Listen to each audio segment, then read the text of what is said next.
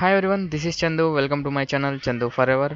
Friends, ఈ వీడియోలో నేను మీకు బిట్కాయిన్ వ్యాలెట్స్ గురించి చెప్తాను. ఈ బిట్కాయిన్ వ్యాలెట్స్ విషయానికి వచ్చేస్తే మనం యూజ్ చేసేది ఎక్కువగా ఏం యూజ్ చేస్తామంటే జెప్పే, యూనోకాయిన్, బ్లాక్ చైన్, కాయిన్ బేస్ అని చెప్పి 4 రకాల ఈ వ్యాలెట్స్ని యూజ్ చేస్తాం. ఈ 4 రకాల ఈ వ్యాలెట్స్లో మనం డివైడ్ చేసుకున్నట్లయితే వరల్డ్ వైడ్గా, నేషనల్ వైడ్గా వచ్చేటప్పటికి మనకి జెప్పే, యూనోకాయిన్ ఎక్కువగా యూజ్ చేస్తాం. ఎందుకంటే జెప్పే అనేది ఇంటర్నేషనల్గా పాపులర్, బట్ మనం నేషనల్గా కూడా ఏంటంటే దానిలో బై సెల్ ఈజీగా ఉంటుంది కాబట్టి, అలాగే మొబైల్ యాప్ బేస్డ్ కాబట్టి దాన్ని ఈ జెప్పే అనే అప్లికేషన్ మనం చాలా మంది యూజ్ చేస్తారు.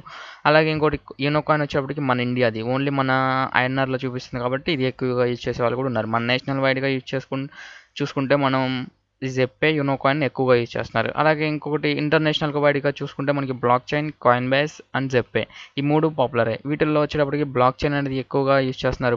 ఇప్పుడు బ్లాక్ చైన్ అనేది బాగా యూజ్ చేయడం వల్ల ఏంటంటే దానికి ట్రాఫిక్ అనేది బాగా పెరిగిపోవడం వల్ల అది ఐడీస్ అనేది క్రియేట్ చేయలేక పేమెంట్స్ అనేది చాలా హోల్డ్లో పడిపోయినాయి. ఏ కంపెనీ చూసినా బ్లాక్ చైన్తోనే పేమెంట్స్ చేసుకొని మనకి సెండ్ చేసేటప్పుడు కూడా బ్లాక్ చైన్తోనే సెండ్ చేస్తున్నాయి.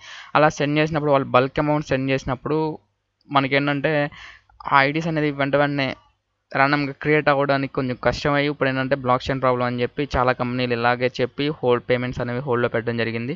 ఓకే, మన ఆ టాపిక్ కాదు కదా. ఓకే, ఈ వ్యాలెట్స్లో ఏంటంటే మనకి ఇప్పుడు జెప్పే కానీ, యూనోకాయిన్ కానీ, బ్లాక్ చైన్ కానీ, కాయిన్ బేస్ కానీ ఈ 4 వ్యాలెట్స్ ఏంటంటే మనకి ఇప్పుడు చిన్న చిన్న ట్రాన్సాక్షన్ చేసే వాళ్ళకి ఫీజు అనేది చాలా ఎక్కువ పడుతుంది. అలాంటి వాళ్ళ కోసం ఏమంటే ఇప్పుడు నేను చెప్పబోయే సైట్ కనుక యూజ్ చేస్తే కనుక మీరు ఆ ఫీజులు కనుక తగ్గించుకోవచ్చు.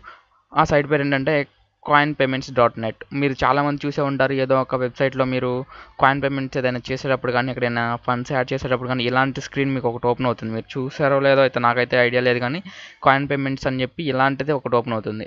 దీని నుండే మీరు పే చేస్తారు చాలా వరకు. ఇక్కడ మీ నేమ్ ఇచ్చేస్తారు.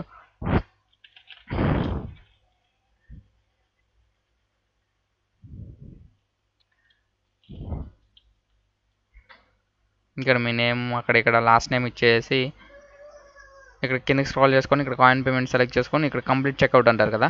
ఇది చాలామంది ఏంటంటే చాలా పేమెంట్స్ ఇప్పుడే ఇది ఒక్క సైటే కాదు, ఏ వెబ్సైట్లో అయినా కానీ ఇలాంటి కాయిన్ పేమెంట్స్ అనేది మీకు ఓపెన్ అవుతుంది.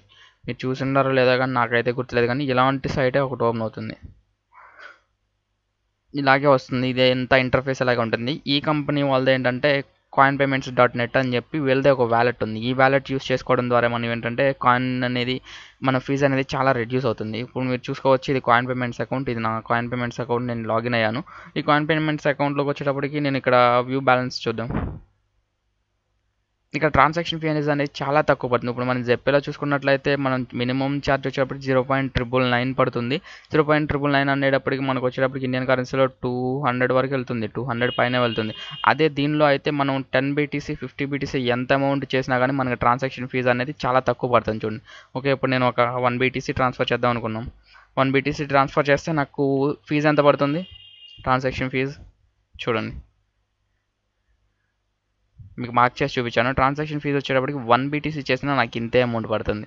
చూసారు కదా, అది నేను అలా 100 బీటీసీ చేస్తే నాకు అంతే పడుతుంది. చూసారు కదా, ఇదేంటంటే చాలా తక్కువ అమౌంట్తో ఏంటంటే చాలా తక్కువ ఫీజు అమౌంట్తో చేసుకోవచ్చు. ఇది ఎవరి కోసం చెప్తున్నాను అంటే ఇలా 100 బీటీసీ, 1 బీటీసీ ట్రాన్సాక్షన్ చేసే వాళ్ళ గురించి కాదు నేను చెప్పేది. 0.005 6 ఇలా చేస్తారు కదా, ఇలా చేసే వాళ్ళకి ఏంటంటే జెప్పే నుండి చేస్తే వాళ్ళకి 0.009, 0.006 వరకు వెళ్ళిపోతుంది. వాళ్ళకి ఏంటంటే ఈ జెప్పే నుండి కానీ, ఈ కాయిన్ బేస్ కానీ, ఇలాంటి యూనో కాయిన్ వీటిల్లో ఏంటంటే ఎక్కువ ఫీజు అనేది ఛార్జ్ చేస్తున్నారు. ఏంటంటే లాట్ ఆఫ్ ఎక్కువ అమౌంట్, ఎక్కువ బిట్స్ ట్రాన్స్ఫర్ చేసే వాళ్ళకైతే ఇది పెద్ద లెక్కలోదేం కాదు ఫీజు అనేది.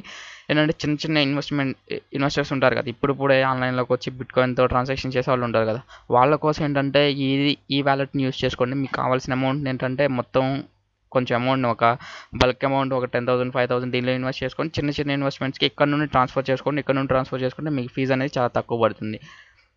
అంటే దేంతో పోల్చుకుంటే నేను చెప్పేది, ఇప్పుడు జెప్పే, యూనోకాయిన్, బ్లాక్ చైన్, ఈ కాయిన్ పేమెంట్స్ అన్నిటితో పోల్చుకుంటే ఇది చాలా తక్కువ పడుతుంది. అందరూ ఇది యూస్ అయితే చేసుకోవచ్చు.